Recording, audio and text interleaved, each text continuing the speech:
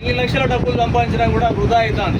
కాబట్టి మనం ఈ రోజు నుంచి అయినా మీరు ఇప్పుడు ఈ మేళకు వచ్చిన తర్వాతనైనా పెట్టండి. ఇప్పుడు ఇంకొకటి వ్యవసాయంలో కూడా మీకు కొత్త వంగడాలంటే ఇప్పుడు బాయిలర్ చికెన్ ఉంది, ప్రతి ఒక్కరికి తెలుసు. ప్రతి ఇంట్లో ఐఫోన్ ఉన్నది. మనకు వచ్చే మన పిల్లలు 6 సంవత్సరాలకు 7 సంవత్సరాలకు మన ఆడపిల్లలు పెద్ద మనుషులు అవుతారు. దేనివల్ల అవుతారు? ఈ బాయిలర్ చికెన్ వల్ల మనం వాడే జీన్ మాడిఫైడ్ రైస్. పూర్వము మనకు ఈ సామ మసూరి, విజయ మసూరి అనే బియ్యం లేవు మనకు. ఇప్పుడు ఇవన్నీ వచ్చిన తర్వాత మనకు అనారోగ్యాలతో పాటు ఆర్థికంగా కూడా నష్టపోతున్నాం. ఇలా మీరు 40 క్వింటాలు 50 క్వింటాలు పండించి ఒక అమ్మాయి డెలివరీ కావాలంటే హాస్పిటల్ ఎంత ఖర్చు అవుతుంది, ఒక ప్రెగ్నెన్సీ కావాలంటే ఎంత ఖర్చు అవుతుంది, ఒకసారి మనం హాస్పిటల్ పోతే ఒక కిడ్నీ ప్రాబ్లం అయితే ఎంత ఖర్చు అవుతుంది, ఒక లివర్ దెబ్బతింటే ఎంత ఖర్చు అవుతుంది, మానసికంగా కుటుంబం ఎంత ఇబ్బంది పడుతుంది. ఇంతకుముందు మన అయ్యకు మనం తలగొరు పెట్టేందుకు మనం మిగిలినాం.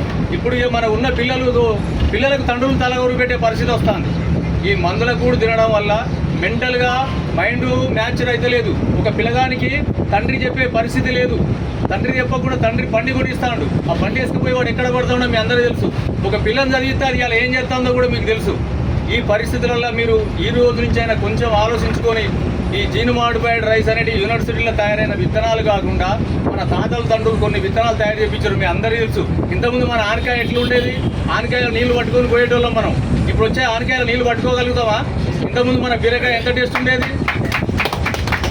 ఇంతకుముందు మన రాములకాయలు పచ్చిమిరపకాయలు గోలించుకుంటూ రోడ్లో నూరుకుంటే ఎంత టేస్ట్ ఉండేది? ఇప్పుడు ఆ పరిస్థితి ఉందా మనకు? ఆ పరిస్థితి లేకుండా పోయింది. ఎంతమంది ఇళ్ళ కరివేపాకు చెట్లు ఉన్నాయి చేయలేకుండా? ఎంతమంది ఇళ్ళ నిమ్మ చెట్టు ఉన్నది? ఎంతమంది ఇళ్ళ నిమ్మ చెట్టు? ఓకే, సంతోషం. ఇలాంటివి మనం చిన్న చిన్న ట్రిక్స్ ఇవి వాడడం వల్ల కొంతవరకు మనకు ఆరోగ్యము సహకరిస్తుంది. రాబోయే రోజుల్లో మనకు పిల్లలకు ఆస్తులు ఇచ్చుడు కాదు, ఆరోగ్యాన్ని ఇవ్వాలంటే ఇప్పటి నుంచైనా మీరు ఈ సామ మసూరి, విజయ మసూరి బియ్యం కావు. మనకు వచ్చే రోగాలలో 50% బీపీ షుగర్లు రావడానికి కారణం సామ మసూరి, విజయ మసూరి బియ్యం. మీరు పెట్టుకోదలుచుకుంటే దేశీ విత్తనాలని కొన్ని ఉంటాయి. భూమి మీద మానవులు పుట్టినప్పుడు భగవంతుడు ఏమి ఇచ్చిండంటే పక్షులకు పనులు ఇచ్చిండు. వాటికి రోగాలున్నాయా? ఏ పక్షి కానీ హాస్పిటల్ ఉందా? జంతువులకు గడ్డి ఇచ్చిండు. మన అయ్యా ఎన్నడు కూడా గవర్నమెంట్ హాస్పిటల్కు గొడ్డ దావకానికి ఎత్తుని తీసుకపోలే. ఇవాళ మన పరిస్థితి ఏమున్నది? అయిపోయిందా? తాడి చెట్టుకి ఎవరన్నా మందేస్తానరా? చింతపలక చెట్టుకు ఎవరన్నా మందేస్తానరా? చింత చెట్టుకు ఎవరన్నా మందేస్తానరా? ఈ ఏ చెట్టుకు అడవిల చెట్లకు మందు లేనప్పుడు మనము భూమి మీద ఎందుకు మందు పోసి భూమి ఆరోగ్యం ఖరాబ్ చేసి ఆ భూమిలో వచ్చిన పంట తిని మనం ఎందుకు ఆరోగ్యం ఖరాబ్ చేసుకుంటాం? ఈ పరిస్థితి రాకుండా ఉండాలంటే ప్రతి ఇంట్లో ఒక ఆవును పెంచుకోండి. ఆవుతో పాటు మన ఇంట్లో 4 కోళ్ళు పెంచుకోండి. రోడ్డు మీదకి పోవద్దు రైతు.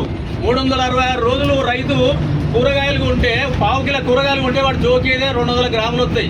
ఇంట్లో 4 ఉంటే ఒక్క పూటకు సరిపోదు. 2వ పూట 3వ పూట ఏం తిందాం? మన ఇంట్లో కూరగాయలు పంటే మనం కడుపు నిండా తింటాం, ఆరోగ్యంగా ఉంటాం. మనం రోడ్డు మీద రైతు ఇప్పుడు ఏ టు జెడ్ పోయి రోడ్డు మీద కొంటే 366 రోజులు కొంటే నువ్వు ₹1,00,000 సంపాదించని కూరగాయలకే 60-70 వేలు పోతున్నాయి. మనకు పల్లెటూరు నుంచి పాలు సిటీకి పోవాలి. సిటీ నుంచి వచ్చే పాల ప్యాకెట్ల కోసం మనం లైన్లో నిలబడతాం. మన ఊళ్ళో మొత్తం కొడితే మనకు పక్కింట్లో ఒక చెంబడు పెరుగు దొరుకుతలేదు. నువ్వు పెళ్లికి ఆర్డర్ ఇస్తే 10 ప్యాకెట్ల పెరుగు వస్తుంది. ఏడ తయారవుతుంది పెరుగు? ఎక్కడి నుంచి వస్తున్నాయి పాల ప్యాకెట్లు? నువ్వు వ్యవసాయం చేస్తూని భూమి ఉన్నోని పిల్ల మొగలు బయకాడిపోతావు, ఇంట్లో పాలు లేవు. కానీ హైదరాబాద్ సిటీలో ఏసీలో ఉంటాడు పాలు పంపిస్తాడు మనకు. ఇది కొంచెం ఆలోచించండి. ఇది పెద్ద పనేం కాదు. ఒకప్పుడు మాకు అయ్యగారి పెళ్లికి ఇనుగుర్తుల పెళ్లి ఏంటంటే బిందెల కొద్ది పాలు మా ఊళ్ళు ఇచ్చేవాళ్ళు. ఇలా మా అయ్యగారి పిల్లలు కూడా వచ్చి ఇనుగుర్తుకు వచ్చి పాల ప్యాకెట్లు కొనుక్కొచ్చుకుంటారు. కొంచెం ఆలోచించండి, ఎక్కువ అవసరం లేదు ఇది. ఎందుకంటే మన ఆరోగ్యం లేని మనం ఎన్ని ఆస్తులు సంపాదించినా వృధా ముచ్చట. పక్కేమాటోడు 10 బస్తాలు పోసిండు, నేను 20 బస్తాలు పోసిన అనేది పక్కకు పెట్టండి. పక్కోని చూసుడే బంద్ చేయండి. పక్కోని చూసుకుంటా పోతే మనం బతకలేము. పక్కోని ఇంట్లో పరమాన్నం ఉంది మనకు కావాలంటే కాదు. మన శక్తి సామర్థ్యాలు మన తల్లిదండ్రులు మనకి ఏమి ఇచ్చిర్రో దాన్ని చూసుకుంటేనే మనం ముందుకు పోవాలి తప్ప పక్కింట్లో వాడు ఏసీ తెచ్చుకున్నాడు, ఫ్యాన్ తెచ్చుకున్నాడు, వాడు బిర్యానీ వండుకున్నాడు, మనకు వద్దే వద్దు. మన ఇంట్లో మామిడికాయ తొక్కు పచ్చి పులుసు ఉంటే ముద్దు, పక్కోడిది అసలే వద్దు. మన పంట మన వంట ఈ 2 లేకపోతే మన బతుకు పెంట.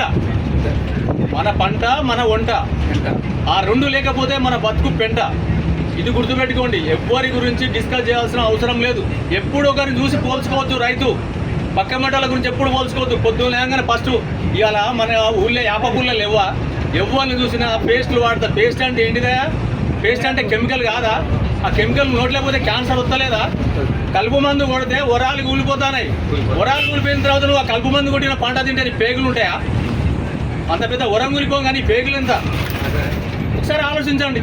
ఈ పెద్ద విషయాలు ఏం కావు. మనం వీటిని తలుచుకుంటే ఇంత కొత్తది ఏం కాదు. గత 50-60 సంవత్సరాల కాడ నుంచి మనం మారినాం.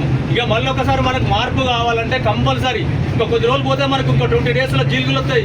ఎంతమంది 100 ఏళ్ల మీద లెక్క పెట్టే మంది కూడా రైతులు ఫ్రీ సబ్సిడీ వచ్చిన జీలుగులు కూడా ఎత్తలేరు. ఆ భూమికి ఏమి ఇవ్వకపోతే మనకి ఏమొస్తుందా? ఇలా గవర్నమెంట్ అది బస్సు పెట్టింది కాబట్టి బస్సులో మనం పోతున్నాం కాబట్టి మీటింగ్ పోతాను. ఆ భూమికి కూడా రీఛార్జ్ చేయాలి కదా. సెల్లూరు బ్యాలెన్స్ అయిపోతే 5 నిమిషాలు రీఛార్జ్ చేయించేదాకా నిద్ర పడతలేదు. ఇంట్లో ఫ్యాన్ బంద్ అయితే వాడు మెకానికల్ వచ్చి రిపేర్ చేసేదాకా నిద్ర పడతలేదు. మరి నీ భూమికి ఛార్జింగ్ లేనప్పుడు నీకు ఎట్లా నిద్ర పడుతుందా? ఎండాకాలం వచ్చింది, దానికి కావాల్సింది ఎందుకు మొక్కజొన్న కాలబెడతాను? మొక్కజొన్న కాలబెట్టి ఉపయోగమైంది పొలాలు ఎందుకు కాలబెడతాను? మన చర్మం కాలిన మనిషి బతుకుతాడా? మరి భూమి చర్మం కాలిపోయిన తర్వాత సూక్ష్మజీవులు ఉంటాయి అలా. ఆ భూమి ఎట్లా పంట వస్తుంది మనకు? ఇవన్నీ ఒకసారి దృష్టి పెట్టండి. రాబోయే రోజులల్లో మన పిల్లలకు డబ్బులు ఇచ్చిపోతే ఎదవలవుతారు. ఇలా చూస్తూనే ఉన్నాం. ఎంతమంది పిల్లలు బాయికాడికి సర్ది తెస్తాను, ఎంతమంది పిల్లలు బాయికాడ రమ్మంటే ఈయనటోడు ఉన్నాడు. వాడు ఏమిటికి తయారవుతాడు? బ్యాంక్ అకౌంట్ ఉంటే పైసలు ఇస్తే పోతాడు, బిర్యానీ తింటాడు, బండి మీద పోతాడు, జల్సా చేస్తాడు, వస్తాడు. అయ్య పోయి కొట్టుకు తలగోరు పెట్టే కాడికి వస్తాడు. ఈ పరిస్థితి రావద్దంటే ఈ రోజు నుంచి అయినా కూడా ఈ సంవత్సరం ఒక 10 గుంటలు పెట్టుకోండి. నా దగ్గరనే విత్తనాలు, దేశీ విత్తనాలంటే మనిషి మనుగడకు పునాది. అవి ఇంతకుముందే చెప్పాను నేను. పక్షులకు, పనులు, జంతువులకు గడ్డించినట్టే మనకు కూడా కొన్ని వరి విత్తనాలు ఇచ్చాడు భగవంతుడు. ప్రతి రోగానికి ఒక విత్తనం ఉంది. షుగర్కు నవార రైస్ ఉంది, చిన్నపిల్లల ఎదుగుదలకు మైసూరు మల్లిక ఉన్నది, గుజ్జుపడ్డాలి అని ఇట్లా రకరకాల పేర్లు ఉంటాయి. ఆ పేర్లన్నీ మన దగ్గర ఉన్నాయి. నేను గత కొన్ని సంవత్సరాలుగా చూస్తున్నా, చాలా మీటింగ్ కండక్ట్ చేస్తున్నా. మంచి మంచి సాధువులు, మంచి మంచి ఈ మన ఆర్గానిక్ వ్యవసాయంలో 6 దగ్గర దగ్గరికి వెళ్ళిపోయి నేర్చుకున్నా కాబట్టి మీకు నేను మాట్లాడే అవకాశం దొరికింది కాబట్టి మాట్లాడుతున్నా. ఈ సంవత్సరం నుంచి ఒక 10 గుంటల అవకాశం ఉంటే పెట్టుకోండి. ఆ 10 గుంట మీరు వేయకండి. మందులు అవసరం లేదు. మందు లేకుండా దాని రోగాలు కూడా రావు. మీరు పక్కా జీలుగులు వేయండి, నవధాన్యాలు చల్లండి. ఒక 10 గుంటలల్లా మీ ఇంటి మందం పెట్టుకోండి. అమ్మడం కోసం పెట్టకండి. ఆ తర్వాత మీకు అనుభవం వచ్చినాక పెట్టుకుందరు. కానీ ఈ సంవత్సరం నుంచి అయినా మనం మీ అందరితోటి ఈ రోజు నాకు మాట్లాడే అవకాశం దొరికినందుకు చాలా సంతోషపడుతున్నా. అందరికీ నమస్కారం.